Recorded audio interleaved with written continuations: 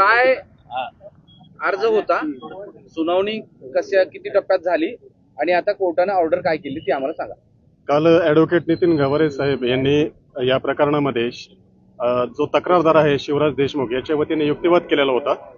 आज न्यायालयामध्ये उर्वरित युक्तिवाद हा जे अर्जदार आहेत त्यांच्या वतीने झालेला आहे आणि त्यानुसार न्यायालयाने माननीय खंडपीठाने सदर युक्तिवादानंतर त्यांचा जो जामीन अर्ज आहे तो ओपन कोर्टामध्ये फेटाळलेला आहे.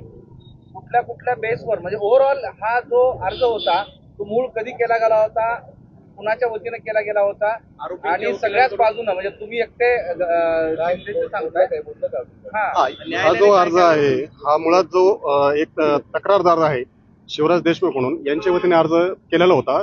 त्यांच्या वतीने ॲडव्होकेट नितीन गवारे पाटील यांनी आर्ग्युमेंट केलेला आहे.